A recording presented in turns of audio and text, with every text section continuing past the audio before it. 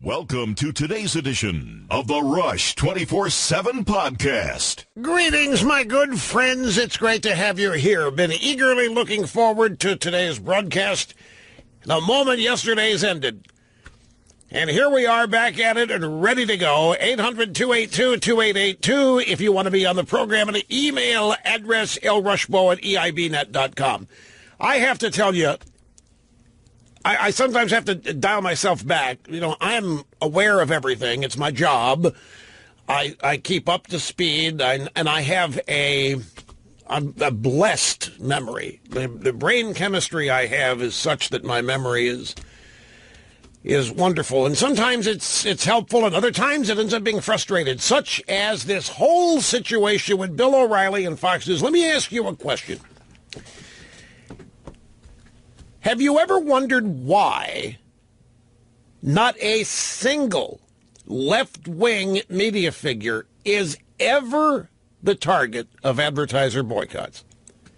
If you ever noticed that, and if you haven't, please take notice of it, and then ask yourself, why? What in the world could explain the one-sidedness of this? How is it that a woman who is now out there berating Bill O'Reilly as a subhuman dryball, happily once dated Anthony Weiner, and is currently on CNN giving commentary about this and many other things? Now, this is a subject I have become, out of necessity, an expert in, and it's also a subject that is very delicate to discuss, because it's something that probably would behoove me to not share everything I know about this. I'm already a big enough target. I'm already more famous than most people should ever hope to be, and as such, that has a direct effect on the size of the target that is on me. And you always do what you can to reduce the size of the target while not reducing your presence. But if you're interested in this, if you're fascinated by it, and this is not a defense or anything of the sort of Bill O'Reilly, this is all about the modern American nature of politics and how things happen, why they happen, how they get done, and so forth. If I wanted to defend O'Reilly, I could. It's not this, but it's not about that. It's so about much. This is what surprises me is. And this is where I'm approaching the quicksand, ladies and gentlemen. What surprises me is that there has been so little learned about how to deal with. Let me share with you as an illustration what I'm talking about. I have no idea what this is. Somebody sent me this today. It's an email that contains a link to something called the Transom Happy Hour. Now, I think this is a part of the Federalist website, but don't nail me to that. I don't really know. And it's whoever this blogger is weighing in on O'Reilly. And the blogger makes the point that doesn't care about O'Reilly, never watched O'Reilly, didn't like what O'Reilly wrote about Reagan. But, and of course that's the obligatory, you have to distance yourself from the target who's being destroyed here. You can't ever get close to defending a target lest they come after you.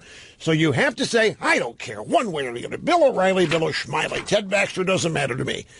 Then you get to this paragraph. Let me say, the upshot is it worked. The 1-2 punch of New York media calling up every agency, advertising agency, and corporate advertiser, keeping lists of advertisers who stayed on and those who fled, worked. As a publisher of a center-right web magazine, this is disturbing. It sets a very bad precedent about the power of advertiser pressure. When did this guy, when was he born? When did he's just now, and it didn't even happen to him, and he's just now noticing how this works? The 1-2 punch of New York media calling up every agency and corporate advertiser, keeping lists of advertisers who stayed on, i.e. with O'Reilly, and those who fled, worked. As a publisher of a center-right magazine, this is disturbing. It sets a very bad precedent about the power of advertiser pressure and sends a message as an organization that you can essentially be blackmailed into getting rid of time. No kidding. Whoever this is has just awakened to a reality that's been around for decades here, and it's a one-way street. It never happens to people on the left. Similar corporate pressure could easily bankrupt any for-profit right-of-center publication, which is one reason so many are gravitating instead to the security of non-profit and not commercial, not selling advertising. The big mistake, I'm getting very, very close to the quicksand. Do you mind if I go there? The mistake being made here is that corporate America is not where this starts. Corporate America, this blogger believes, sets a very bad precedent about the power of advertiser pressure and sends a message. Key list of advertisers who stayed on and those who fled. This does not start with the advertisers. They are the victims of the entire process themselves. They just happen to be the first people that get hit. The way this works is this.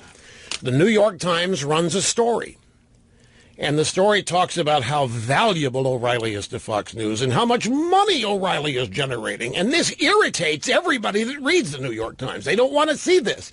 They don't want to see how successful O'Reilly is. They don't want to see how big Fox is because they hate it. They hate Fox. They hate O'Reilly. They don't want to see any of this. And the New York Times pounds them with how much money O'Reilly is making, how much money he's generating for Fox, how powerful Fox is. And they seethe as they read this. And then the New York Times lowers the boom and points out that O'Reilly is a serial whatever and has paid off $13 million to other women to shut up. There has to be an outlet for the anger. Then what happens is where the real story begins. And it is not that advertisers are reading the New York Times and going, oh, my God, I can't have my product there. And then they call their agency and say, you get us out of O'Reilly. That is not how it happens. That's what they want you to think happens, but that's not how it happens. The advertisers are not taking the initiative here. The advertisers are themselves being inundated with what they think is tens of thousands of complaint emails and tweets from people they believe represent tens of thousands of legitimately angry citizens, when in truth it is a bunch of bots. Facebook bots and Twitter bots that may have been generated by no more than 10 people, made to look like tens of thousands. And that's all she wrote. When the advertisers are swarmed with that, if Fox, O'Reilly, if the salespeople are not prepared, if they don't know what's going on, and if they can't hit these advertisers and explain what's happening to them and tell them to ignore it, that it's all part of an organized campaign, and that these tweets do not represent real people. Because, you know, liberals, sponsors of O'Reilly, have you noticed many of them sponsor the Clinton Foundation? Many of them. There's a serial alleged rapist. I mean, you talk about sexual abuse. Bill Clinton's wife ran the Limbaugh eruptions unit when he was in the White House to seek and find the women who might accuse Bill Clinton of sexual abuse and other things and destroy them. And advertisers never leave the Clintons, and donors never leave the Clintons. Why is that? Because donors and advertisers never receive massive numbers of complaint emails from all of these Twitter and Facebook bots. It's a one-way street, and I don't mean to sound arrogant or condescending about this, but I'm literally shocked that so few people literally know what happens here, because they're not prepared to deal with it. O'Reilly could have survived this. Well, I say that with guarded. There are other factors involved here that you don't know about that might have made it impossible for O'Reilly to survive. But, and I'm sorry to sound mysterious about that, but it's corporate intrigue. It all gets combined, nevertheless. And the result is what you see on TV today. And it's nothing but a giant, full-fledged, manufactured smear. And don't forget where it started. It started in the New York Times. No, Rush. It started with O'Reilly. It did? Well, that stuff's been going on allegedly for years. How come he's not gone 10 years ago? It started with the New York Times. And then the other players pick up the ball when it's their turn to pick it up and run with it and do what they do. And this is what happens. Ed O'Reilly is not the first, and he will not be the last. But it still boils down to one thing. The left cannot beat Fox News in the arena of cable news. The media, the left, cannot beat Fox News. The only option they have is to destroy it because they can't outcompete it, as is evidenced by ratings day in and day out since 1997 when Fox debuted. The standard operating procedure for the left is to not level the playing field, but to close it, to deny participation on the playing field, not level it, no tolerance, no fairness. Their objective is to destroy the opposition because they can't beat the opposition in the arena competition where both entities are battling, and that would be, in this case, cable news. And it's a story here that has repeated itself. I've been doing this over 25 years, and I've seen this I don't know how many times. And it's, as I say, it's again not trying to be know-it-all-ish or any of that. It really does surprise me that with as long as this has been going on, there doesn't seem to be, other than in certain places, a viable strategy to deal with it. Now, yesterday on the program, I am now changing subjects. I am swerving into another subject, and that is the New England Patriots at the White House yesterday. I had to ask the staff. I saw something here. I'm going to write here my formerly nicotine-stained fingers in UK Daily Mail. Now, Snerdley came running in today, waving this around. You're right. I can't believe you're right, and you're always right. He disagreed with me when I said this yesterday. You're always right.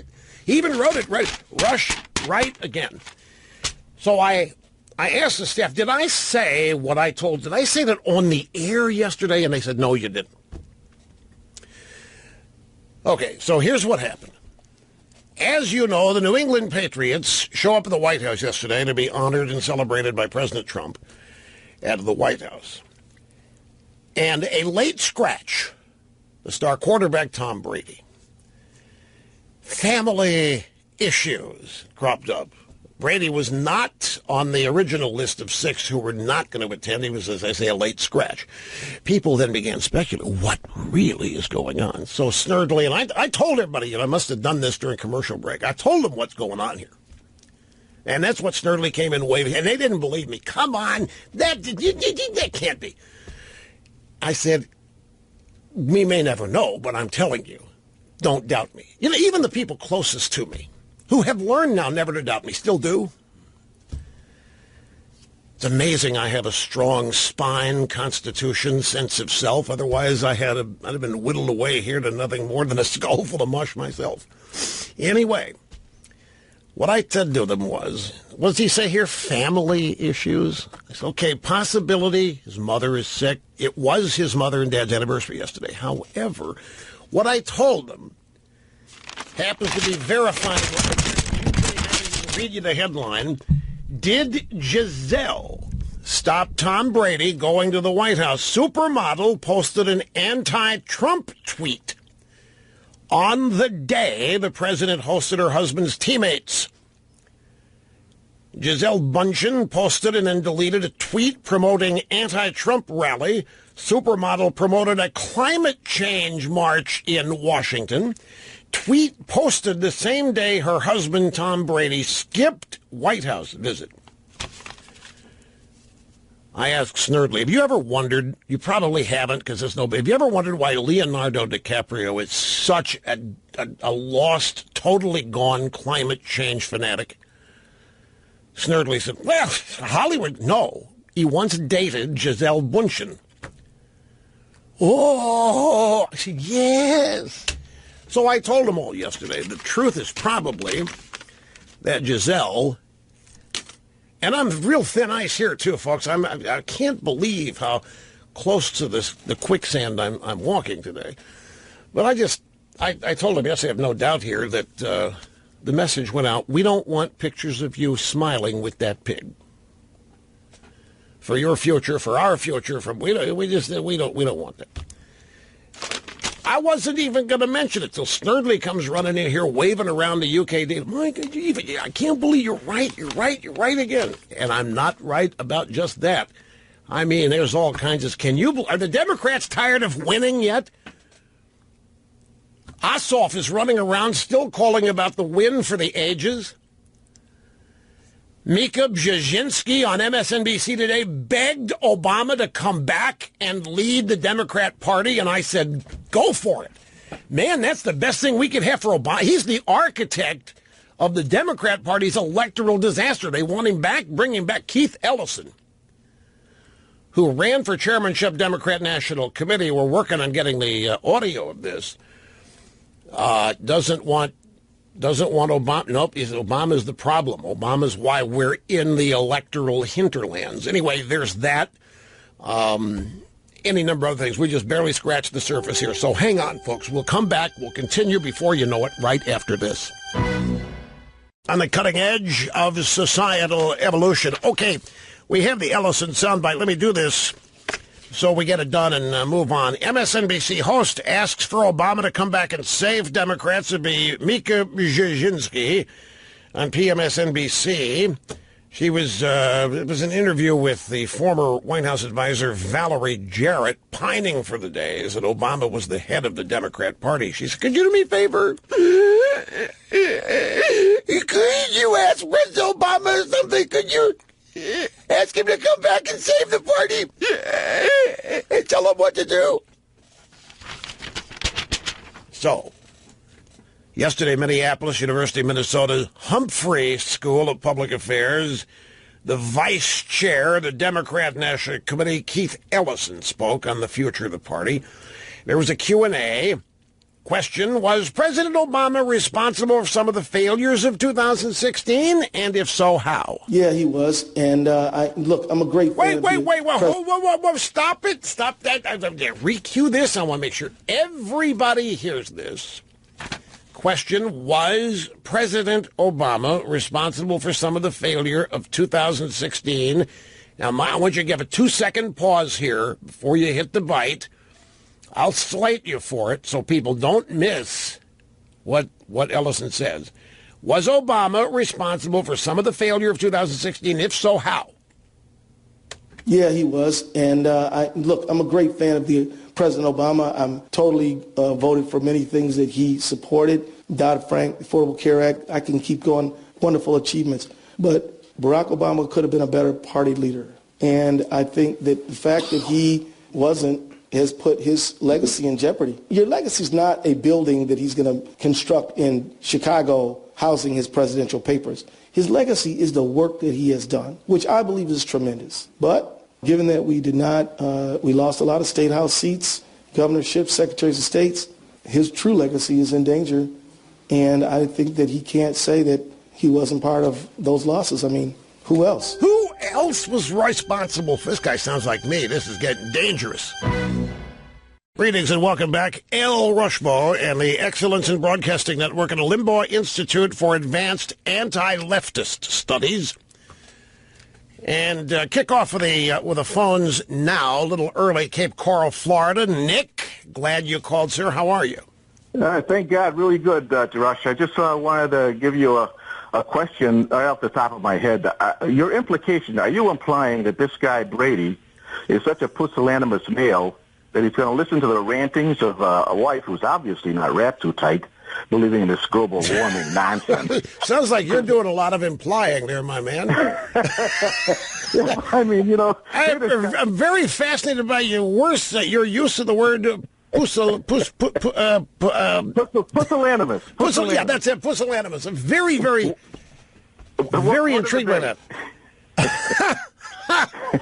Well, look, you've heard the phrase "happy life, happy wife." Happy wife, happy life, or whichever order you want to put it into. I'm just saying the keys to certain things sometimes have a price. Yeah, but Rush, if you've got to bend over backwards to please somebody who's obviously unstable, I mean, global warming, come on. If I told a kid down the block, hey, it's not...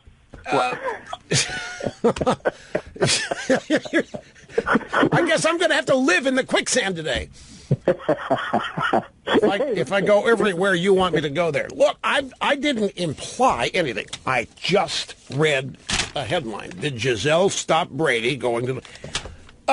Nick, but before, are you married? Nick, are you married? Yes, I am. Well, then... But my wife is rational, Rush. I mean, she isn't a global warming relier. I mean, she doesn't believe in this nonsense about the Easter Bunny and all that stuff.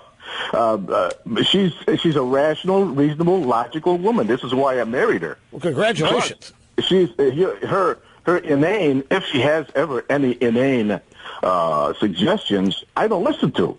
You know, especially she told me, hey, Nick, the President of the United States has demanded that you come and visit with him. And you're going to say, well, dear, I can't because you believe in global warming. And you don't want me with the President of the United States. This is Rush. The guy is not wrapped too tight. The guy is not. Well, look, here, once again, I find myself bound by my fame, limited by my fame. This is getting to be a little frustrating for me. I mean, it's not like I can whisper to you people and say, hey, keep this between us. You know, just don't tell anybody. I mean, how sensible would that be? But I wasn't meaning to imply anything. And... intelligence guided by experience leads me to believe that there is greater than 50-50 possibility the story's accurate. And that's not based on the specifics of the people involved. That's simply based on the way things happen and the way things are. Situation you're described in your marriage could be quite rare, actually. You know my belief, my theory, my philosophy, I've shared it with people constantly. In civilized societies, in civilized circumstances, women are the power. Women run the show. It is women who say yes and no. Exceptions, of course, to everything. This is one of the reasons why I've been so fascinated and frankly puzzled by the feminist movement. But anyway, enough of that. Nick, I appreciate the call. Thanks much. Nice try. I have to give you credit for a great effort there. But the host lives to host another day. Even... It is a tightrope some days. We talked about this yesterday. We mentioned it yesterday, this story about Trump saying that a giant armada was on its way to the Korean Peninsula, and it wasn't. And the drive-bys and the Democrats just going bonkers. Think, oh, my God, this Trump, this is really, really dangerous. He doesn't even know where his own Navy is. He's out there saying the Navy is headed to the North Koreans, and it's now, my God, this is horrible. You got Begala, the forehead, on CNN, said, gee, I really hope the guy succeeds, but this is unacceptable. We cannot have somebody who is this ignorant and doesn't know what's going on. And as I discussed yesterday, I don't think that this is ignorant. I just think these people don't understand Trump. And I'm going to repeat the story that I mentioned yesterday. During one of the presidential debates, it was one that was hosted by Martha Raddatz at ABC News. And Martha Raddatz fashions herself as a foreign policy expert because she's a I don't know, the Pentagon correspondent, State Department correspondent, I don't know what, but she's an expert. And by the way, the media and Democrats in government, they're interchangeable. It's the same thing. I mean, it's not as though Martha Raddatz is outside. She's insider with these people that she covers. So Trump, during the debate, is really ripping into Obama and Hillary for telegraphing when they would do things, like when they would attack ISIS, or if they were going to mount any kind of an invasion or military attack somewhere, they would give advance notice of it. Trump said, this is stupid. This is an example of the dumb leadership we've got. There's no way anybody ought to announce to the enemy when we're coming. I will never do it. I will never tell you. I'm not going to tell you when we're going to attack. I'm not going to tell you when we're not going to. And Martha Raddatz practically lost it because she showed up already hating Trump and already cannot believing she had to even treat Trump with respect. Can't believe he's even got a chance of being elected president. He's the nominee. She can't believe any of this. And she literally loses it. And she starts talking, what about psychological warfare? Do you know nothing? Do you not know? It could have been psychological warfare, psychological ops. It could well be that we're lying to them when we tell them we're coming. And Trump was unfazed, stayed on point, and said it's the stupidest thing in the world, and he would never do it, and he would never tell her or anybody else in the media. We're dealing with a bunch of lunatics in North Korea, led by the premier lunatic. So Trump goes on TV and says our great armada, who uses that word anymore, is on its way steaming to the North Korean coast. And this put everybody off kilter. It discombobulated everybody. The Norks didn't know what was going on. And the end result of this is that it's on the way now, and it is going to get close. It wasn't when Trump said it was. But I think that it's entirely possible that it was a great feint, F-E-I-N-T, something to keep these people off guard.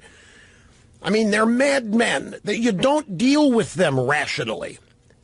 They respond to threats, as has been demonstrated. And if they begin to question what they are being told by, this guy's being told by his own advisors or whatever, I think it's entirely different from the way any other president in our lifetimes has operated in matters like this. And I think that's why the establishment goes so bonkers, because it's just violating all the so-called civilized norms. You don't lie about troop movements. You don't tell people your armada's somewhere when it isn't. And therefore, Trump must be stupid and ignorant and think it's there. Or worse, they said Trump ordered it, but the military people lied to Trump and told him they were going to send the armada, but they really didn't. And that's kind of the story they want to stick with, that the military people scared to death of Trump. Oh, my God, but he's the president, so what are they going to do? So Trump orders the armada to North Korea, but the military brass know it's a dumb idea, so they don't order the armada and tell Trump that it's steaming on its way because they think Trump doesn't have the ability to go get a satellite view and find out how close it's getting. Now, this has happened, by the way. Back during the Nixon administration, President Nixon one night had consumed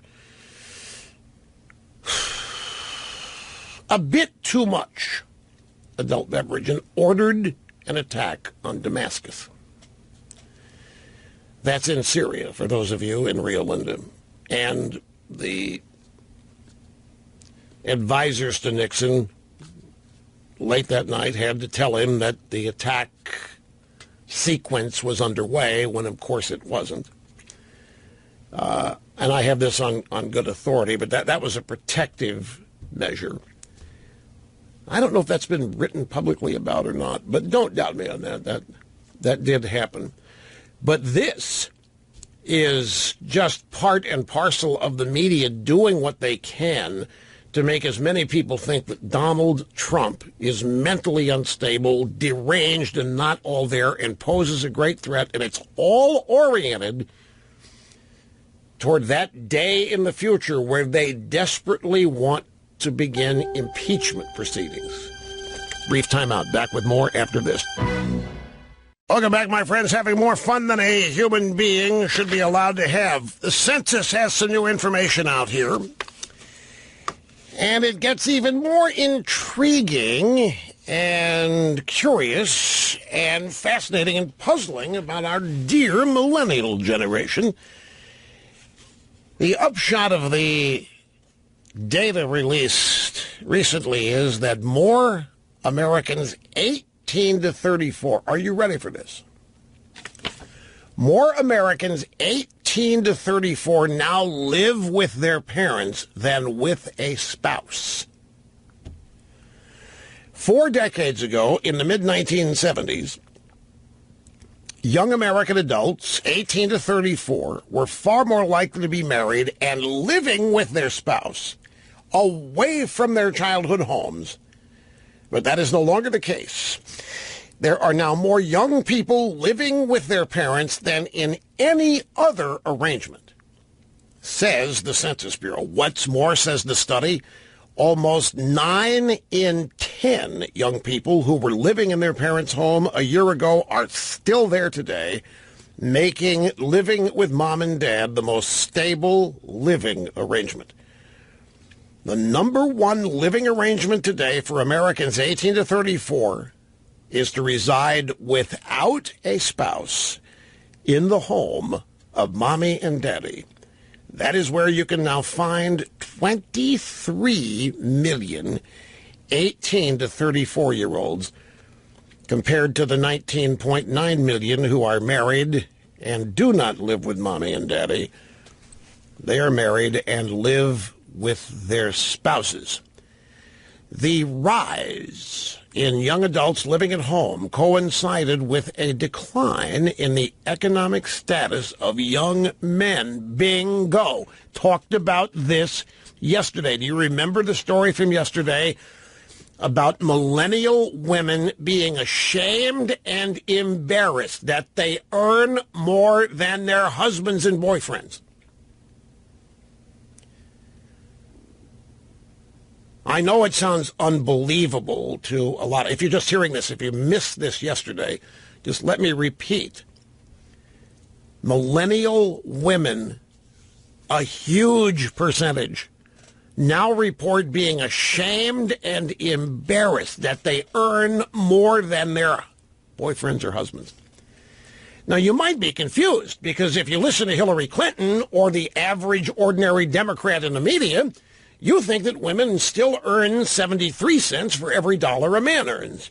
If you listen to the drive-by media, you think women are still subordinated, still subjugated, still treated like dirt, still not considered full-fledged citizens, and still have gained no ground despite 30 years, 40 years of intense feminism. Women still haven't gained an inch in income battle. And yet we had a story yesterday that millennial women are ashamed and embarrassed to earn more than their spouses. So now we come to the census news today. The rise in young adults living at home coincided with a decline in the economic status of young men. More young men are falling to the bottom of the income ladder, said the Census Bureau study. In 1975, only 25% of men, 25 to 34, had incomes of less than 30 grand a year. By last year, that share rose to 41% of young men. 41% of young men had incomes less than $30,000 per year. I remember, folks, just to show you the generational shifts and changes, I remember when my dad sat me down and told me all of the horrors that were going to happen if I did not get a college degree. Now, remember, my dad and mom came out of the Great Depression, and that was the formative experience of their lives, followed by World War II. But the Depression, if you didn't have a college degree back then, or if you weren't in college, you had no prayer of getting a meaningful job. And so parents in that generation want the best for their kids. That meant going to college. I wanted no part of it. I knew what I wanted to do when I was 8. And my parents, my dad particularly, felt sometimes like a failure because he couldn't persuade me of the importance of going to college. So he sat me down one day. And among the things he told me that would happen, in addition to my friends surpassing me economically, intellectually, and wanting nothing more to do with me, and in addition to this and that, he said, and you're never going to find a woman to marry because there isn't a woman alive that'll marry a man who can't support her. Now, that was 1969, 68. Of course, no longer applicable today. But isn't it interesting if you attach that theory to the latest news about millennial men, 41% make less than $30,000 a year, and their wives are embarrassed that they earn more than they do. And that the single greatest explanation for young adults living at home coincides with a decline in the economic status of young men. My dad would not believe any of this. Now, one other little tidbit here on the census numbers, and it's almost identical to the economic numbers. There are now more young women than young men with college degrees.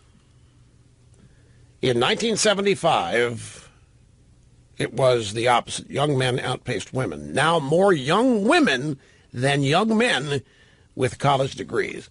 And I can tell you right now, and I'm going to get massive blowback on this from people who don't understand it, this is not good.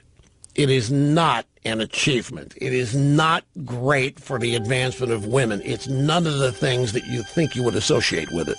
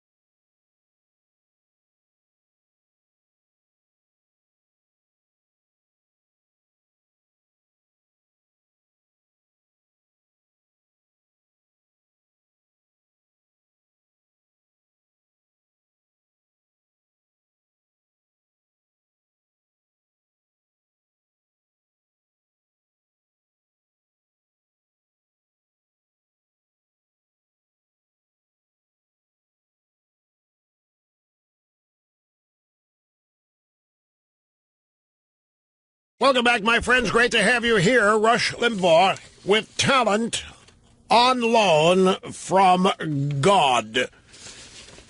Great to have you, as always. 800-282-2882 if you want to be on the program, and the email address lrushmo@eibnet.com. I knew it.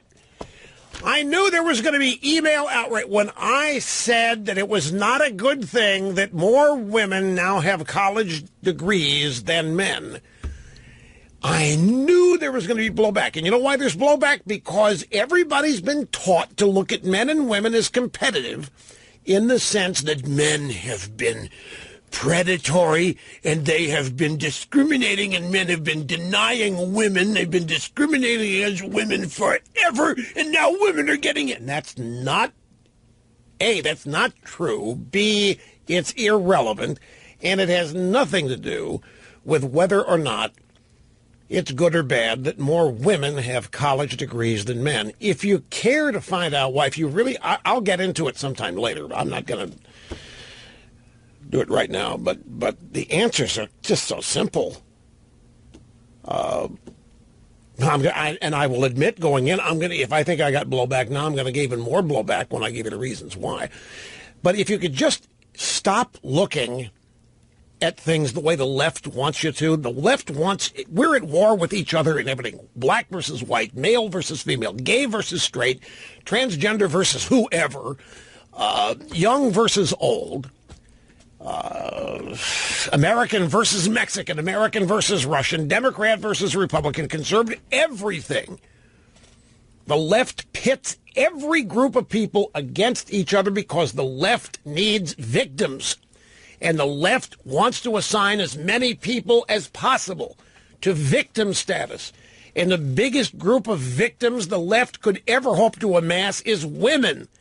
And they've tried it by telling as many women as possible that life is horrible because of men. And so people that buy into that, to take women's studies and start thinking that men and patriarchy are the problem, think it's great news. Finally, it's about time women are smarter and more educated than men. It's the way it should have been. Men need to pay for what they... That's the wrong way to look at this, because it has nothing to do with reality, and it certainly has nothing to do with a peaceful, productive future. But that's how the left wants everybody to behave. The left wants everybody to be on edge and at the verge and edge of chaos each and every day. They want as many people resenting and disliking other people as they can get. Because in that mess, there's always a bunch of discriminated against victims who are always going to need redress. The politics of grievance, big, big thing for the left. Democrat Party loves it. They get to use the power of government to fix all this. How? By punishing the transgressors, whoever they are, be they Christians, be they men, be they straights, be they whoever. It's an instant made-to-order opportunity to attack people the left hates. And that would be anybody they think is in the majority in anything. Now, one thing, Trump, grab soundbite number 21. President had a meeting today with a bunch of CEOs from the steel industry, and he announced an investigation into the impact of steel imports on national security. Today I'm directing the Department of Commerce to immediately prioritize the investigation that began yesterday into foreign steel arriving into our markets, and to submit a report on the effects of these foreign steel products on the national security of the United States. Maintaining the production of American steel is extremely important to our national security and our defense industrial base. Steel is critical to both our economy and our military. This is not an area where we can afford to become dependent on foreign countries. So this is actually just the president keeping another campaign promise and following through on, actually there's 2 or 3 promises wrapped up into this one memo. But the nub of this is that he's asking for an investigation, a study by the Commerce Department on whether unfair steel imports from other countries are undermining the steel industry and national security. So this is going to have the anti-protectionists just howling. They're going to be like a bunch of coyotes out there, werewolves, going nuts at Trump's populism and protectionism and so forth. And once again, Trump doesn't get it. He's a throwback. Trump wants to go back to the good old days, the nostalgic days of a bygone era, and so forth and so on, which is one of the quick ways the left tries to discredit anybody who seeks a return to normalcy and sanity in our culture. This book that has been published by these two writers about the Hillary Clinton campaign, inside Hillary Clinton's doomed campaign, the book is called Shattered. And we've talked about it a number of times here. And one of the points that I've always made about these guys, the first two people to do it, the people that did this book, one of them is a columnist for The Hill, and the other is a writer, I forget where, it's Jonathan Allen and Amy Parnes, might be the Politico. But they're not the first to do this. What they did, they embedded themselves in the Hillary campaign, and they were allowed this deep access for a promise that they would not report anything they learned during the campaign.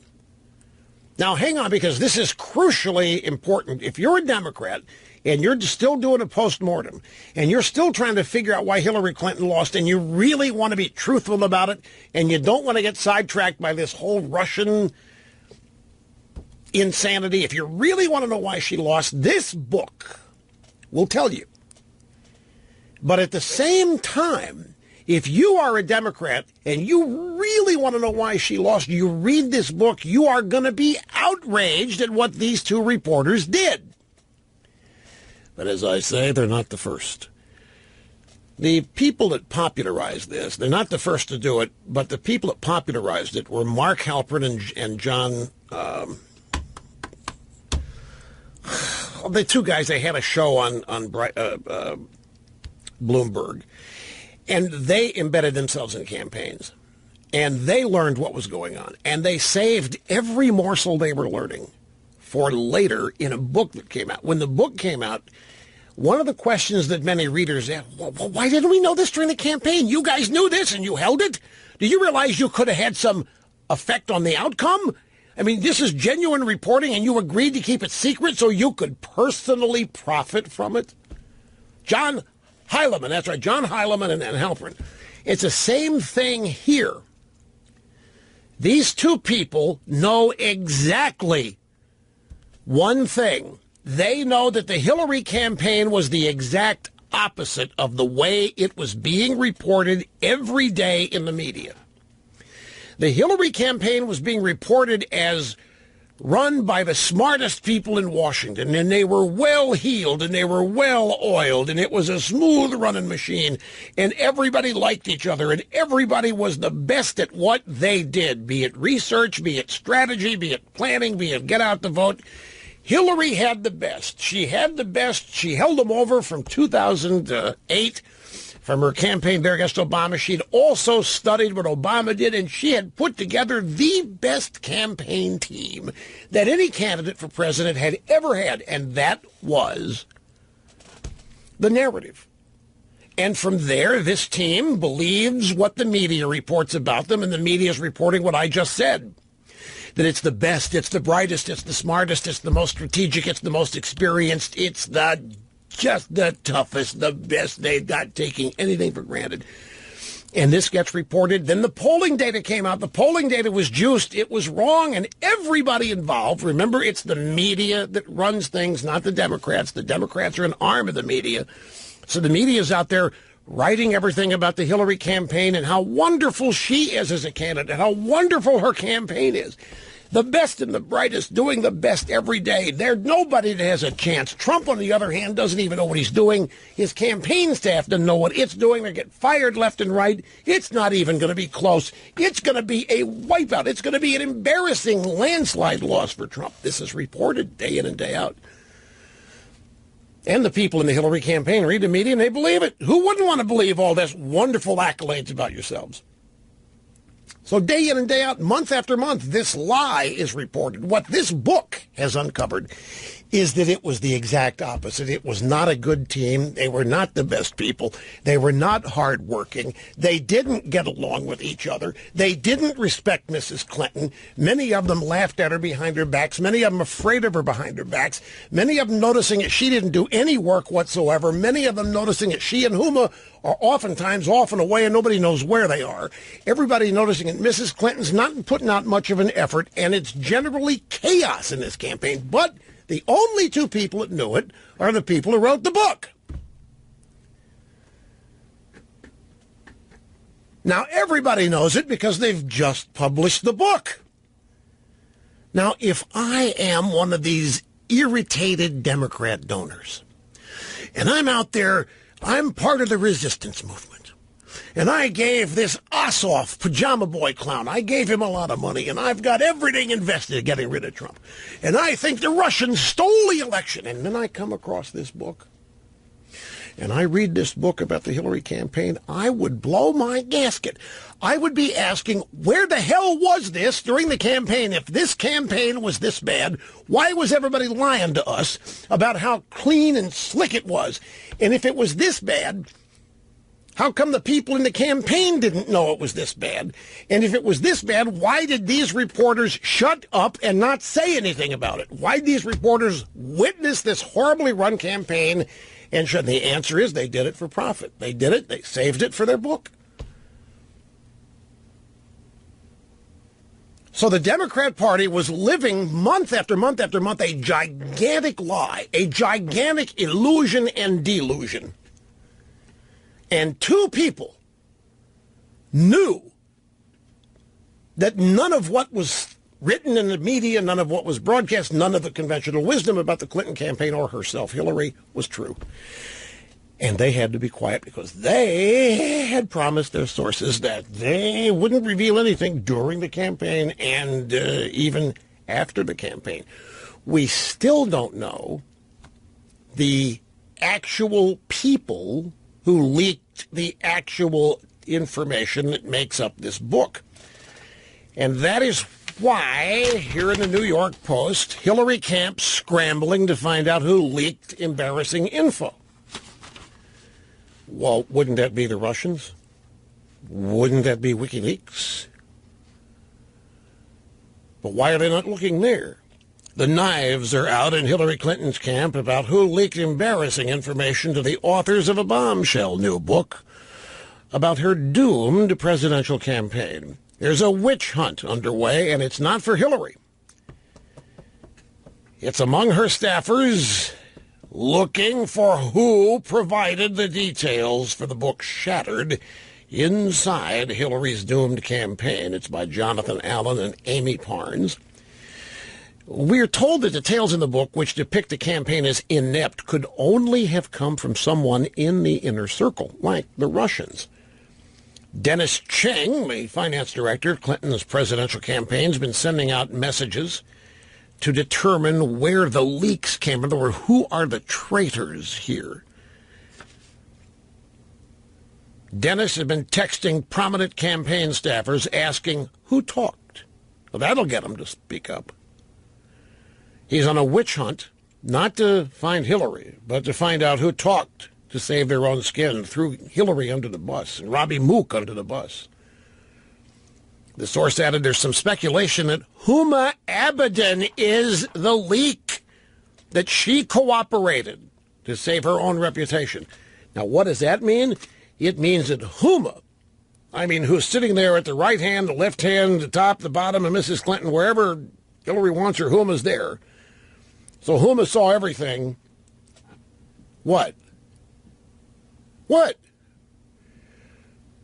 Right hand, left hand, top, bottom. Huma was ever, I'm telling you. And therefore, they're saying here that Huma knew how bad this was, and Huma does not want her reputation damaged by being close to this, so she's the one leaking. But nobody can confirm this. And she and Hillary are still very close. Well, I don't know, but it says here they are very close. Don't know how close. Huma is trying to get back together with Wiener. Did you hear that? Huma's trying to get back together with Wiener. Be a problem. You know, if Wiener ever appear on O'Reilly's show, that might give her pause. Well, just saying. Contest Wiener and O'Reilly's the bad guy? Are you kidding me? Why would Huma want... See, you ask me like I'm the expert in this. Why would Huma want back with him after what... Well, he's the father of the kid, number one. Okay? I have to think that counts for something. Maybe she thinks the guy's a stud. Who knows? Not everybody's an Adonis like you.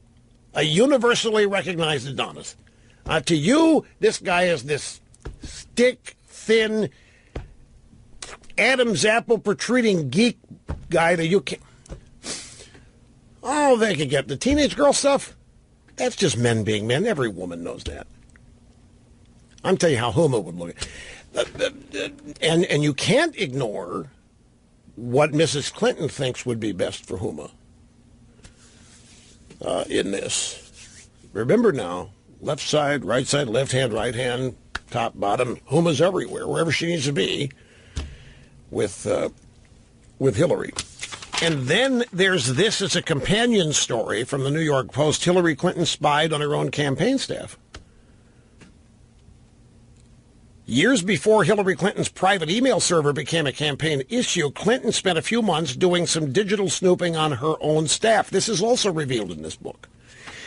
This book tells every Democrat who really wants to know why Hillary lost.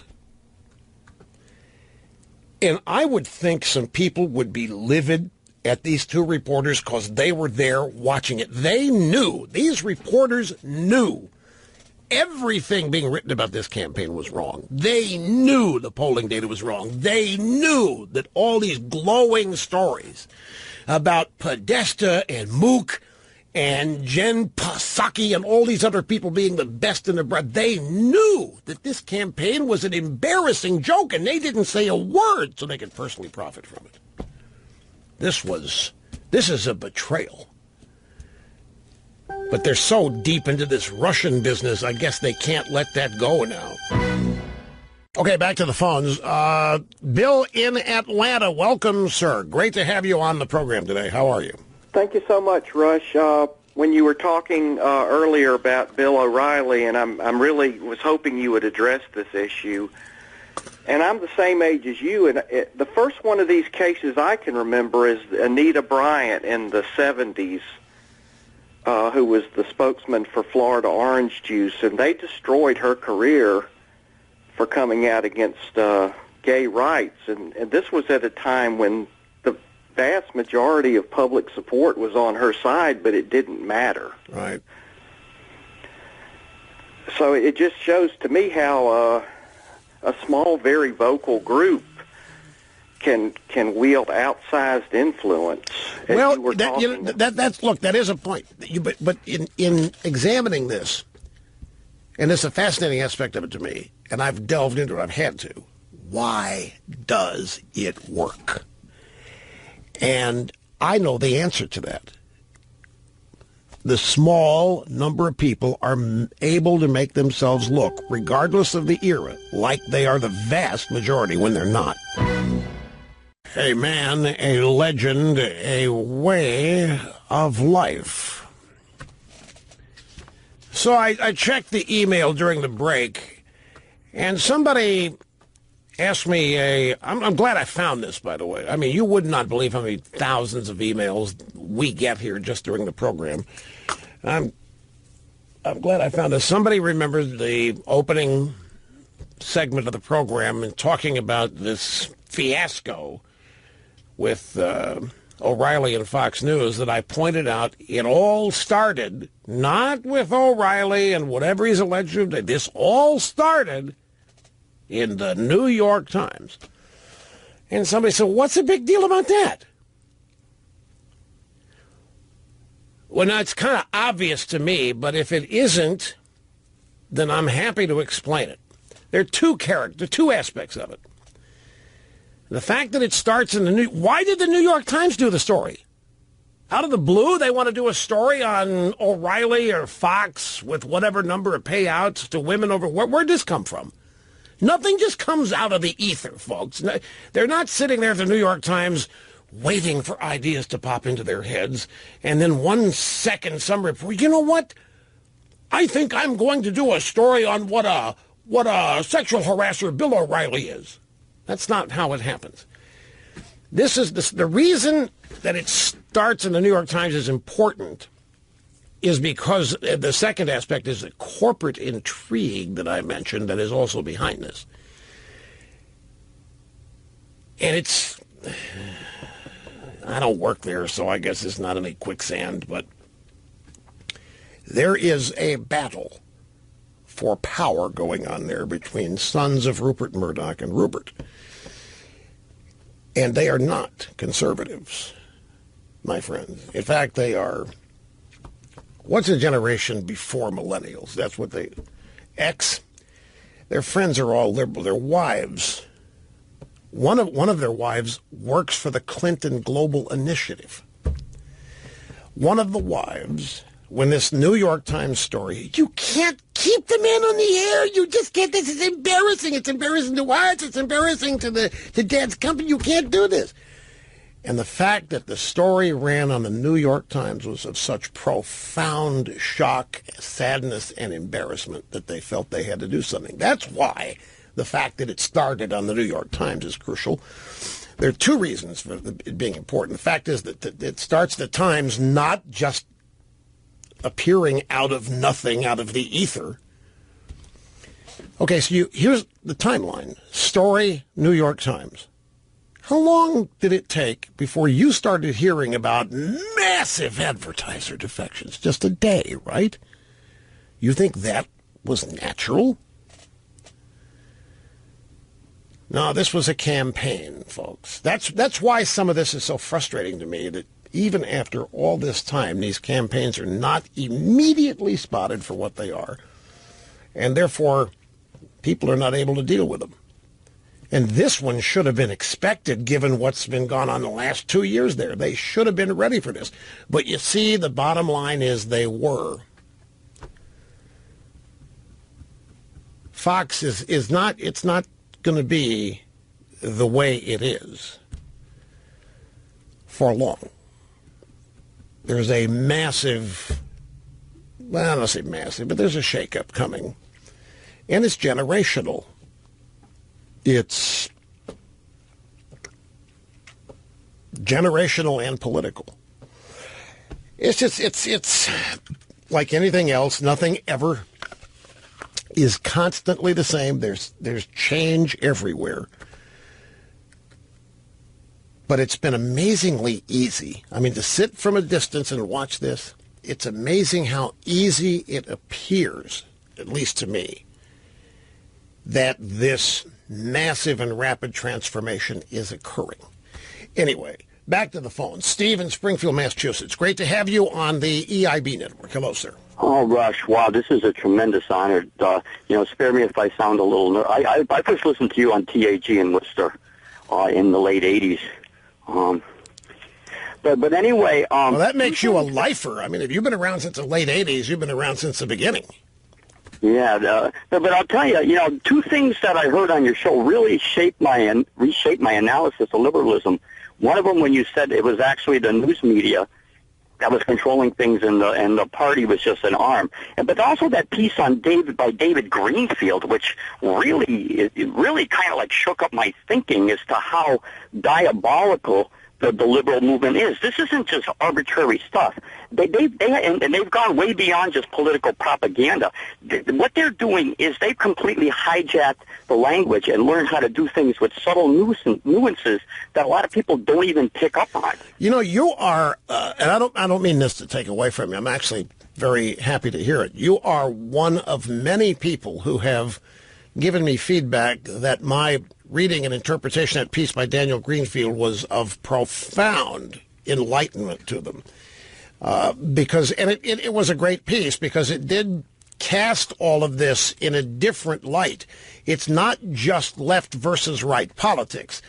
And it's not the Democrats that are running this show. It's the media, the entire left-wing apparatus of which the Democrat Party has now just become an arm of it. But this resistance movement is not just the standard, ordinary political opposition where there are two players who respect the same authority. What we have here is one of the players who does not respect any of the authority that comes from the Constitution. They don't respect the authority of the outcome of elections.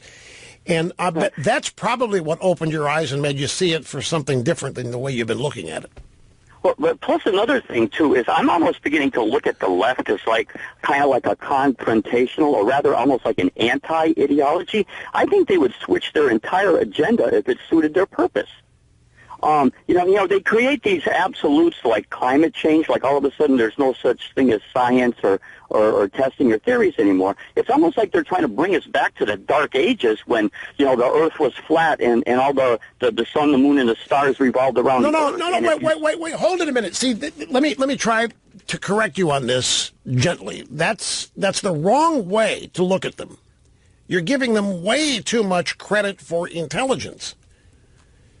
The outcome, if they succeeded, that's exactly what would happen. They would destroy economic progress because that's what they're actually opposing. They're opposing technological progress, economic progress, societal progress. It is progress that upsets them. And so when you say that would take us back to the Dark Ages, that would take us back to the 17th, that would take us back to pre-electricity, that's not what they want. That's not what they're thinking. They don't take it that far. And all you have to do is look at California recently to find out how basically vacuous these people are. And Victor Davis Hanson made this point recently. Let's take the 4-year California drought. All during that drought, what did the climate change people say? They said, this is because of climate change. This is the worst drought ever. And this drought is never going to end because this drought is the result of climate change. And since climate change is, and since climate change is happening, and since climate change is destructive, and since climate change is horrible, then this is life in the future, California. Okay, so you have a bunch of people stating that they believe drought in California is permanent. What do they do and not do? Well, in the first place, that is stupid and silly and absurd to think, because if you look at the historical record, droughts in California generally have a duration of 4 to 5 years, and then something happens where they're either totally ended, you get enough rainfall to replace whatever the 4-year drought has created, or you get enough to reverse the trends of the drought. Now, what happened to the Oroville Dam? During this period of time, the Oroville Dam, it was clearly known that the Oroville Dam could not withstand what usually is a predictable amount of rain in a certain period of California. And they didn't do it because they didn't think it would be necessary because there was a drought that was never going to end. Then when the massive rains came, rains that were never predicted and global warming said would never happen, and then the floods came and the Oroville Dam, the spillover nearly didn't hold up. What did they do? They switched, and rather than recognize the peril that their policies had put everybody in, they immediately switched the argument to say that the end of the drought was due to climate change. The drought ended because of the unpredictable nature of chaotic weather brought on by climate change.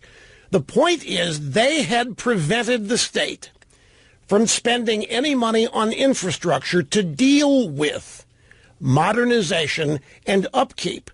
Water in California are not natural. California has to import it. They have to buy it. In most of the state, the southern part of California, it's a desert. It's arid. They have to get water from other states or from northern California. And if there isn't rain in the Sierra and snow in the Sierra and not natural runoff, there's trouble. Well, there always is. It may go 3 or 4 years. But the point is, when this drought was happening, they believed it was permanent, but they didn't stop to think of the damage that was going to result. They were too happy celebrating that they thought they were right about climate change, and they were convincing people that they were right. But this is my point to you, is the results, the actual results of their policies. In other words, taking us back to the dark age, they don't think that's going to happen. They're going to have their iPhones, and they're going to get better every year. And they're never going to run out of bottled Poland spring water or whatever. They're always going to have what they want. They're the biggest who are these people? They are mind-numbed robot liberals. They have co-opted science. They've turned science into a full-fledged partisan political project. They destroy virtually everything they come in contact with, including the very things they claim they're trying to protect. And you can find these kinds of examples of how people enforce adherence to climate change policy end up causing great damage because believing in the policy prevents doing things that modernize infrastructure on the theory we're not going to need it. It's never going to rain here again. This is a drought caused by climate change. And since we can never say that climate change is going to stop, we can never say that climate change is going to take a pause, we can never say that it's going to start getting cooler, we can never therefore say it's going to rain again. But it's always going to rain again. There are always going to be storms, and there's always going to be floods in California. They may take 4 years to happen, 50, 100, but there's always going to be floods. There always have been. But with these people in charge of that state, they are never prepared for anything because they live in this permanent bubble that by stopping climate change, they're going to be improving everything. They're not, in their minds, they're not taking everybody back to the dark ages, pre-electricity, and horse dung in the streets. And so they are improving life forever. That's how dangerous and stupid these people are. But they happen to be elected to office. They happen to, one of these lame brains is the governor.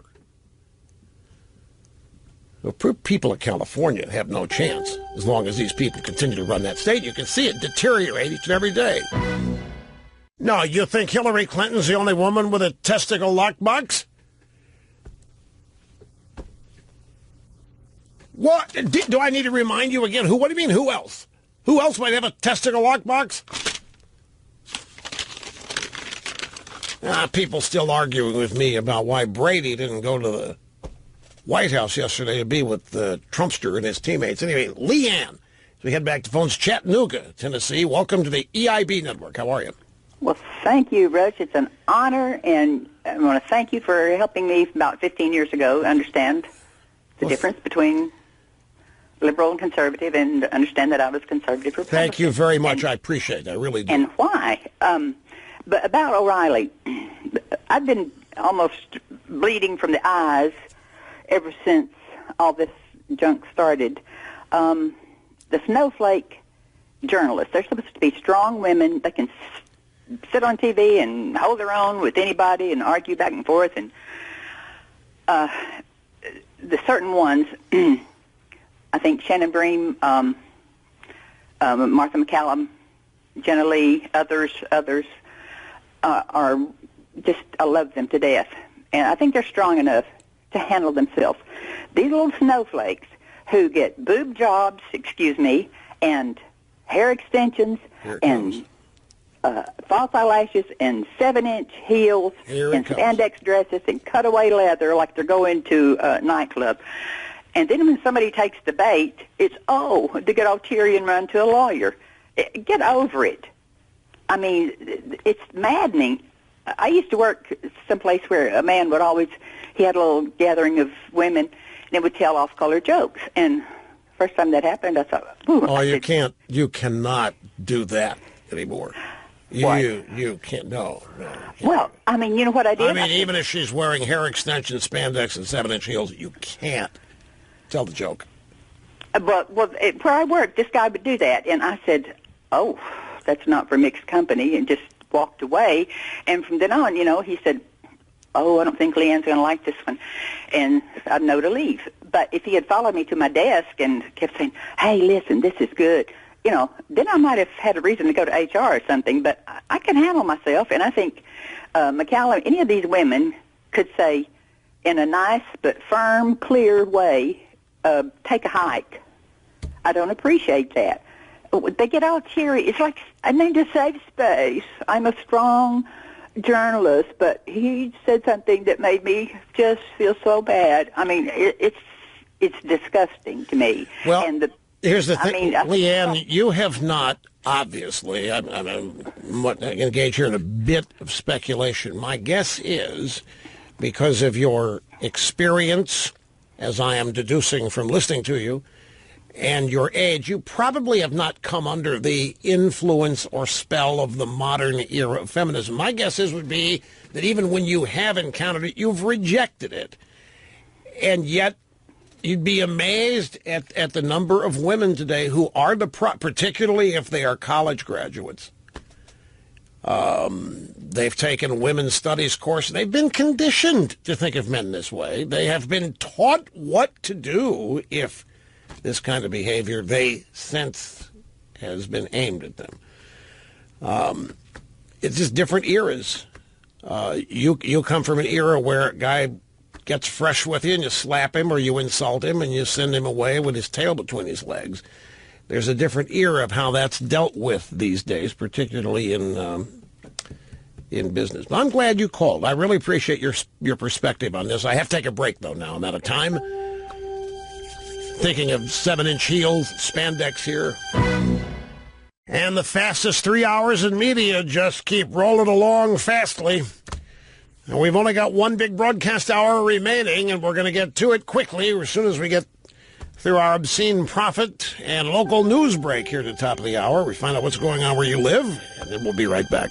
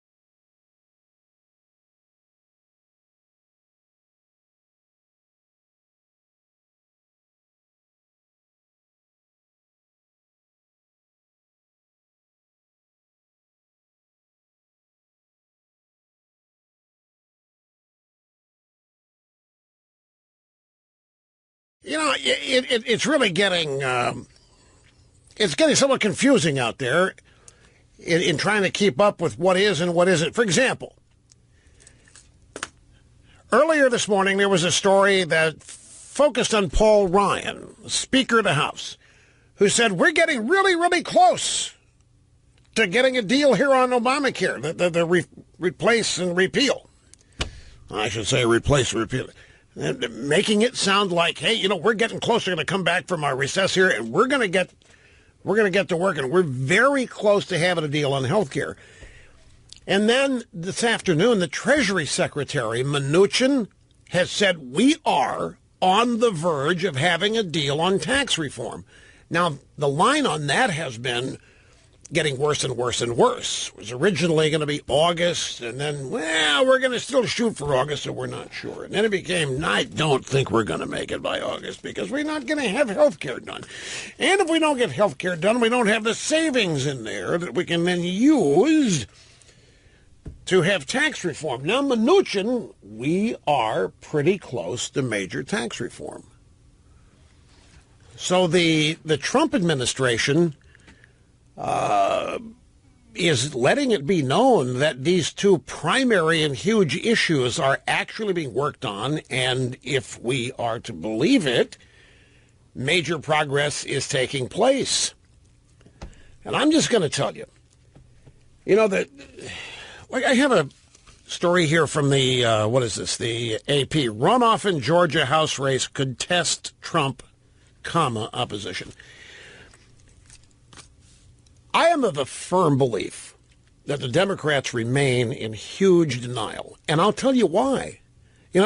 If you understand this, well, it's not so much understanding it. If you observe it, it makes sense. The media is actually two things for the Democrats and for the left. It's the greatest ally, but at times it is a huge liability.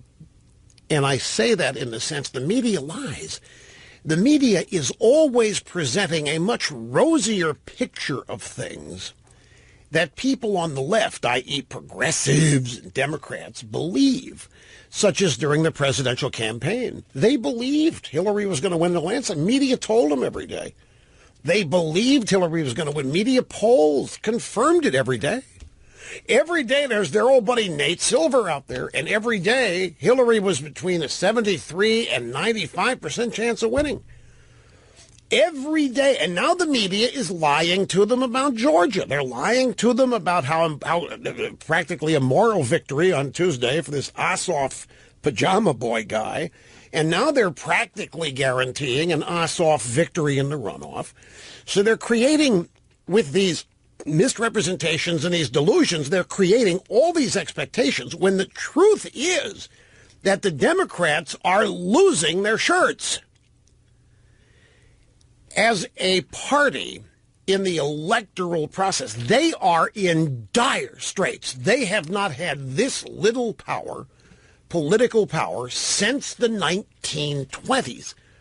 But the media never reports that. The media never, ever reports, characterizes, or positions the Democrats as in any kind of trouble, much less as losers. And you know as well as I do that people believe what they see in the media. They believe what they see. They believe what they read. And if that's all these readers of the New York Times, people that watch CNN, the LA Times, if they read, what do they know? They think the American people hate Trump. They think that everybody agrees that Trump's a blithering idiot. They think Trump's dangerously close to destroying the planet with nuclear warfare. They think the Democrats are valiant and courageous, and they're on the verge of impeaching Trump and saving the day. And they have a distorted view of way things really are. It's almost as though they're 180 degrees out of phase. Now, I say this as a lead-in to a theory. Have you seen the turnaround in Lindsey Grahamnesty?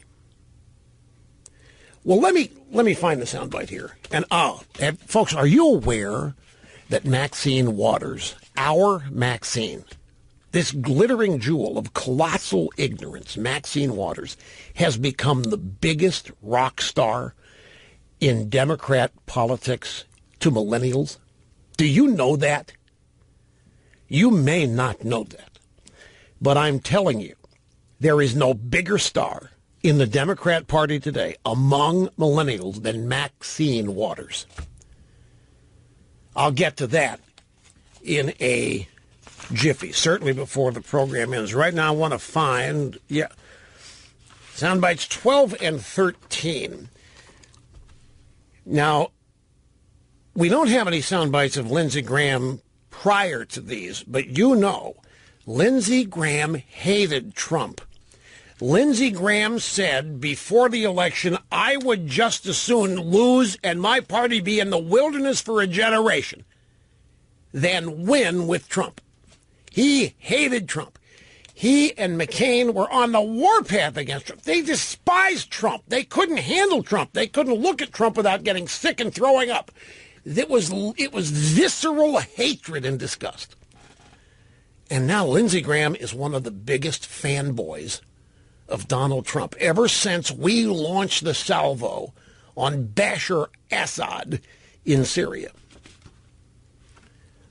So our first bite, this is Fox and Friends yesterday. Ed Henry is speaking with Senator Graham. He says, big national security challenges out there, Senator. The Norks, Syria, now Iran, under the radar last night. Secretary of State, media narrative has been that Rex Tillerson is sort of this accidental, bumbling Secretary of State. But he put together a pretty strong letter to the Iranians last night telling them what for. What's your reaction? I am like the happiest dude in America right now. We've got a president and a national security team that I've been dreaming of for 8 years. So in 80 days, he's done more to correct the world, President Trump, than Obama did in 8 years. We sent a letter to our good buddy, the Ayatollah. Hey, knock it off. You've got this Iranian nuclear deal. You may be complying with it, but you're also destroying the Mideast. You're the largest state sponsor of terrorism. You captured our sailors against international law, humiliated them. You're firing missiles in violation of UN resolutions, where even the Russians voted for. So we're putting you on notice. And Trump, did the Tillerson sends that letter, and Lindsey Graham just he can't contain himself. He's excited. It's what he's wanted to see for 8 years. He hated Trump, folks, and I'm not trying to rip him here. I'm just trying to get you to remember. He despised Trump.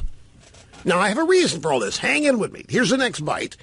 This was same program, Fox and Friends, and a reporter tried to interrupt and ask a question, but Senator Graham wouldn't have it. He just kept going. North Korea, if I were Kim Jong-un, whatever his name is, I would listen to Mike Pence. The fact that the Vice President of the United States went to the DMZ, looked across the way and said, we're watching you. Donald Trump is not going to let this nut job in North Korea get a missile to hit America. And if I were North Korea and China, I'd start thinking anew about the President of the United States. Unbelievable. This is a turnaround, the proportions of which not a single observer would have ever predicted. What are you frowning at in there? You probably don't think he means it. You think there's some trick going on here, right? Because the reason I played these for you is because if this is the reaction that Lindsey Graham had, if Trump and the Republicans get their health care reform, and they get it right, and then if they move on to tax reform, it is over for 2018 and 2020 for the Democrats. It may be over for them already.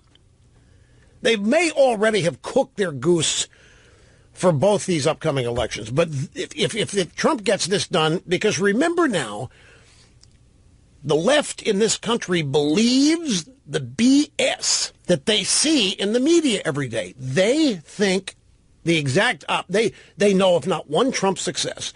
All they know is, and I study this, I read a bunch of millennial blogs, and not just tech blogs, I read them, and you wouldn't believe what these people think of Trump.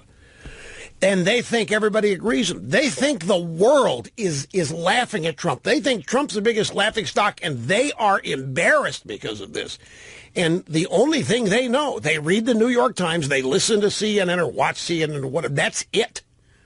And whatever they get on their Twitter and Facebook feeds, they are not aware of anything other than the daily dose of exaggeration, disinformation, misinformation, lies, courtesy of the media they trust. So if healthcare reform happens and then and then there is actually movement on tax reform, they're not going to know what hit them. And the media is going to lie about that. The media is going to try to make those two accomplishments seem like nothing, and that Trump bumbled and stumbled, or that Trump had to compromise and everything he campaigned on he lost, and the real Republicans won. It's not going to be pretty, but the point is the ball is going to be moved in ways that Obama didn't move it in 8 years. Progress, decency, economic progress, all kinds of national security is going to literally be markedly better. Life in America is going to dramatically improve, as evidenced there by the views of Senator Graham. And these people are not going to know what hit them. Camille Paglia, who voted for Jill Stein, liked Obama. She participated in an online interview with some guy named Adam Cohen for somewhere. And she was of the opinion, Drudge has a link to it, she's out there saying the Democrats have lost 2018 and Trump's already been reelected. They have overplayed their hand. The way they're dealing with all this is infantile, it's childish, it's unrealistic. They need to grow up. And what she really means is the media. The media is, like I say, we look at them and we think the media is one of the greatest opposition forces that we face. And it's true, they are. But they're actually doing their greatest disservice right now to their own audience because they continue to lie to them about how bad Trump is doing, how much Trump is hated, how many people hate Trump, how big the success the Democrats have in avoiding and stopping Trump. They have an entirely skewed picture of what is happening. And it was prevalent throughout the 2016 campaign. Hillary is the greatest living example of what I'm talking about. Her campaign believed everything written about it. Everything broadcasted about it. The media just lied through its teeth about how great Hillary's campaign machine was, how great she was, how great a campaigner she was, how much they were creaming Trump, all of it, none of it true. Now, the letter that was sent to the Iranians from our old buddy, the Ayatollah, as Lindsey Graham said, he's so proud of that letter. We sent a letter to him telling him what is and what's not going to be, and that they're violating this, and we're watching them. With the same thing with North Korea. From CNN, Trump administration talks tough on Iran, but sticks with deal. The Trump administration ratcheted up the rhetoric on Iran on Wednesday, declaring the international deal to restrain Tehran's nuclear program had failed and that Iran continues to be the world's leading sponsor of terrorism. The nuclear deal forged by Obama completely ignored all the other serious threats that Iran poses, Secretary of State Tillerson said, from the State Department's ornate treaty. Did you ever hear the State Department treaty room or the White House treaty room described as ornate during the Obama years? Well, here's the thing, folks. The AP, CNN, all these people trying to make you think that Trump is talking tough and he's huffing and puffing, but he's not doing anything. He's leaving Iran policy in place because everybody knows Obama was brilliant, and everybody knows Obama's Iran deal was just the best, and there was no reason to tear it apart. So what Trump is trying to do is criticize Obama's deal and making it look like he's going to tear it up, but he won't because it's so brilliant. And that's not an accurate portrayal of what's going on. One of the characteristics here, there's an actual contractual agreement, and it's not really a treaty. Trump honors contracts. So in that sense, yeah, but there's much more to this than CNN and the AP want. Trump's not caving to anything, and he's not going to maintain Obama's deal, and he's not trusting it, and he's not thinking it's the best. He is sounding a new warning. But here's the observation I have about this. You ever notice that there is never a comparison between Obama's deal to get Syria to get rid of its WMD and Obama's deal to get Iran to give up the pursuit of nukes? Now, why is that comparison important? Well, I'll tell you why. Because we have now been told, it's now been admitted by Obama administration people, that they knew that Assad was not getting rid of his WMD, that Obama had commanded him to do it. The great Obama had spoken. Assad grew cowardly and fearful of Obama's red line and said, okay, I'll get rid of them all. I'll get rid of all the weapons of mass. And Obama then went out and started bragging and puffing out his little chest about how evil Assad had backed down and gotten rid of all the weapons of mass. But he didn't. They lied to Obama, and Obama accepted it. Obama didn't care. As long as the world thought that the Syrians were afraid of Obama, as long as the world thought that Assad had gotten rid of the nukes and the WMD, no big deal. The point is, Obama lies, what a great deal, but Assad didn't abide by it. So why doesn't somebody raise the same concerns about Obama's Iran deal? Why, on the one hand, well, that Iran deal, it's unshakable, it's unshakable, the Iranians agree to it totally. But wait a minute, the Syria deal was smoke and mirrors. We were lied to about that. Doesn't it stand to reason that Obama and his buddies are not telling us the truth about the Iran deal, too? But you notice how the media, the Iran deal, sacrosanct. It's just like they told us the Syria deal was until we found out that we'd been lied to. We've been lied to about both. The Iranian deal is just as phony and just as bad as Obama's Syria deal, and Trump knows it, and Tillerson knows it, and we're about to fix it. Provo, Utah, this is Aaron. Great to have you on the program. How you doing, Aaron? I'm really well, Russ. I'm a millennial. I'm getting a master's degree at Brigham Young University, and I've listened to you all my life. Well, thank you very much. I appreciate hearing that. Yeah, I've loved your show. But I've also watched the O'Reilly Factor most of my life. And the scandal that's just happened, it makes me think that from now on, anytime a man and a woman are together, whether it's in a business setting, an educational setting, or even a religious setting, that I believe it needs to be filmed and recorded on video just for the protection of the man. Interesting. Very, very interesting. What about the specifics of this case? Are you buying all of this? Do you think O'Reilly should have been fired or resigned or whatever it is? Of course not. I mean, just when I was reading the articles, I was thinking, where did these allegations take place? Was it even in a bar or just like after? I don't know. Even from a woman's perspective, I'm not buying into it at all.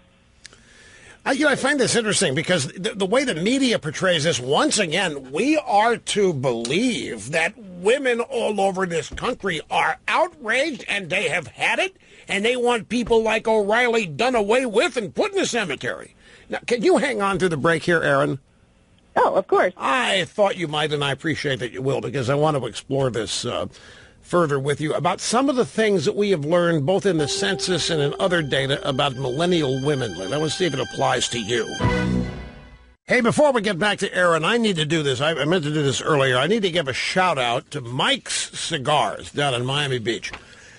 I went on Amazon last night because I had to replace, I buy these giant Rocky Patel 5-jet butane lighters to withstand any wind on the golf course in South Florida. I mean, they're like 6 inches high. It's a giant. It's a tube. It looks like a big cigar itself, but it comes in gunmetal and what looks like stainless steel or black or whatever, and it holds a lot of butane. So it's perfect. And I dropped mine on the golf course the other day out there, and it screwed up the lighting mechanism. So I'm scouring Amazon last night trying to find them, and I did. But Amazon doesn't ship them. They have contracts with third-party sellers. So the normal shipping is like 10 days to 2 months when you buy something third-party on Amazon. So, but you can click on a link that lets you send an email to the seller. So I clicked on the link. It's about 1:30 this morning, and I said, please ship overnight, FedEx or UPS priority, and then it's charge my account. Bill it to the account. And I got an email from Mike Cigars today. Some guy named, happy to do it. We're in Miami Beach. We don't even need to charge you extra. You'll have it tomorrow without a problem thanks to your business. 2 other third-party sellers whom I bought. Sorry, can't. Amazon handles it all. You'll get it when you get it. Thank you. Not kidding.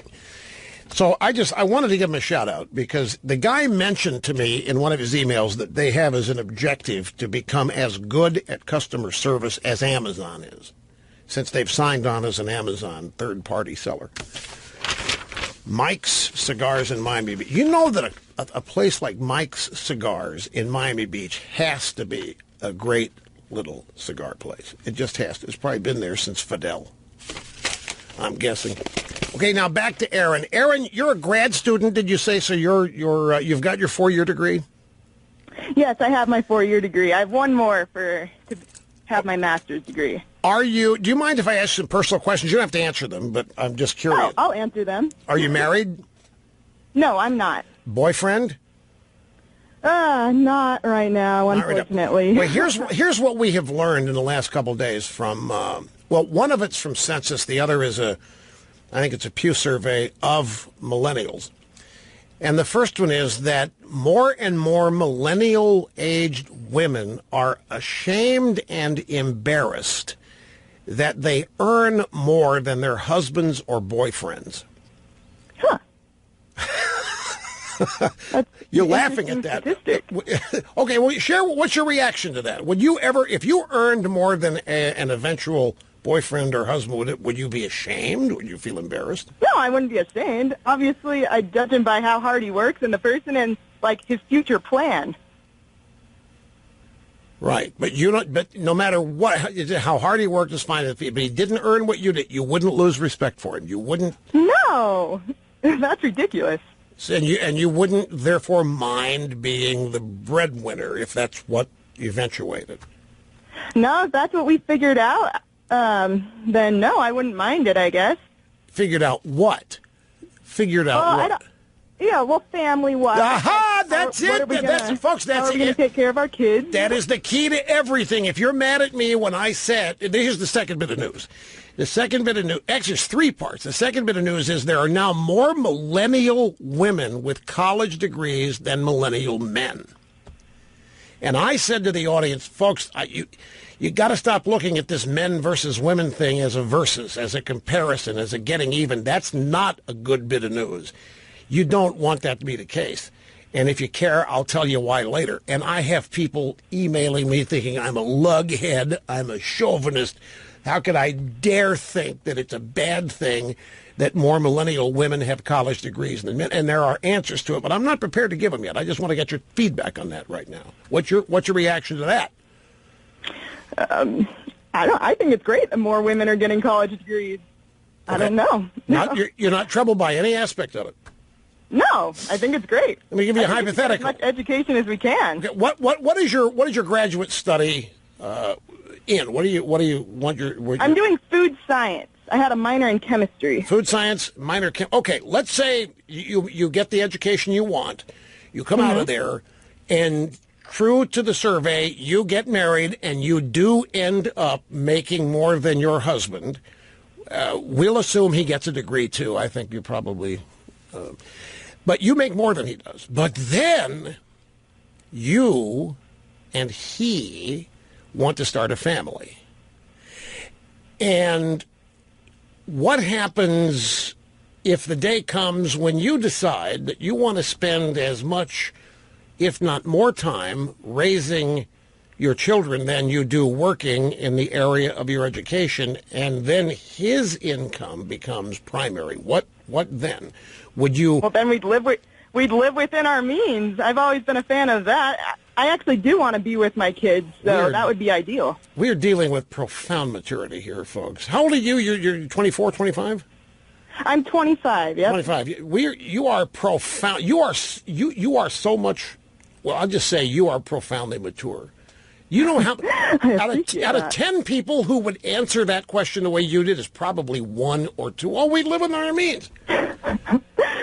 My friends always call me traditional, but I can pay my own rent. I don't need my parents to. Okay, third, and this is the census data, and it's a record number of millennials, either gender, living at home with mom and dad. The number is that there are more millennials, 18 to 34, let's say 25, 34, living at home with mom and dad than there are millennials who are married and living with a spouse.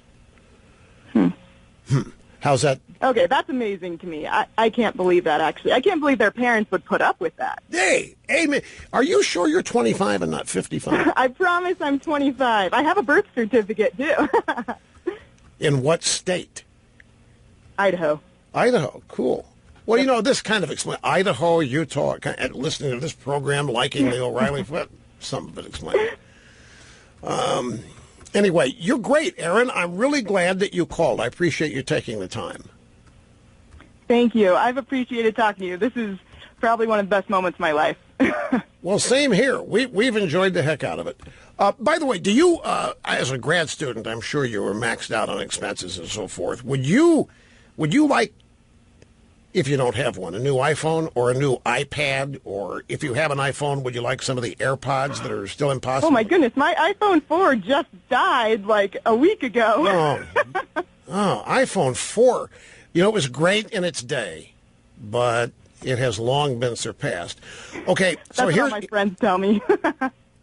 Well, they're right. You won't believe the difference. And here's what I got. You want the iPhone 7 or the 7 Plus? The 7 is the 4.7-inch screen, and the Plus is the 5.5-inch screen. I'll take the 7 Plus.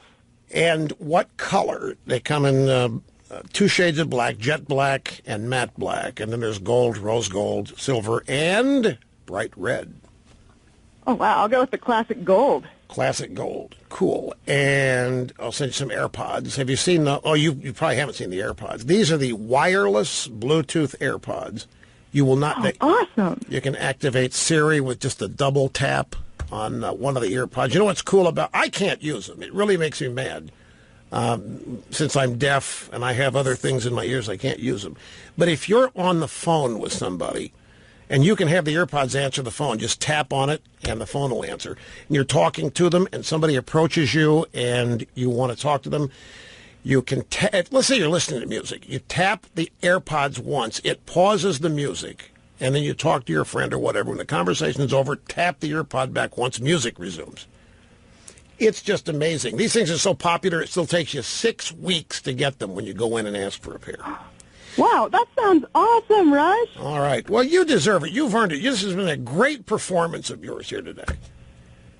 Thank you. So I really I need you to hang on here, Aaron, so that we can get your address, and you'll have them tomorrow. So it's a Gold 7 Plus, right? Gold 7 Plus and the AirPods. That's it. Okay, cool. I got to take a break. We'll be back in a moment. Don't go away.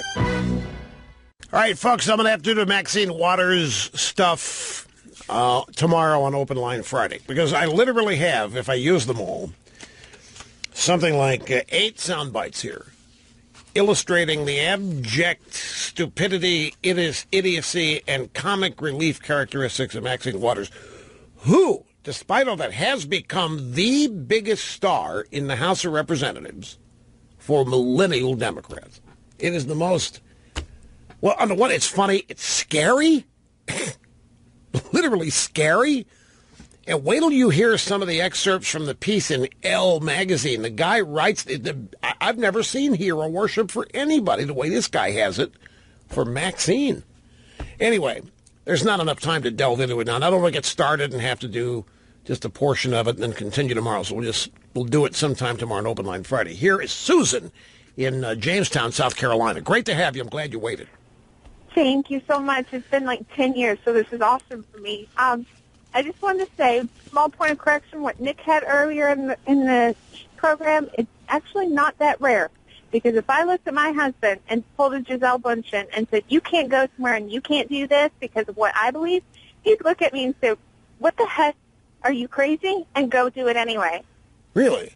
Okay, what we had let me get the audience up to speed. We had a guy, well, need to preface, the Daily Mail has a story here, says that Gisele Bündchen stopped Brady from going to the White House because she's anti-Trump, pro-global warming, and didn't want him going.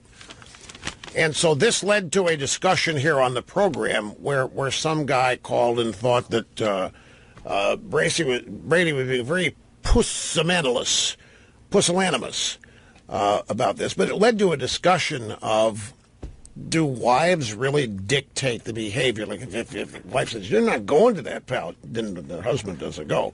And Nick said, the hell with me. My wife doesn't tell me that. If I want to go, I'm going there. And you're saying your husband's the same way, that if you told him not to go, he'd go anyway just to spite you?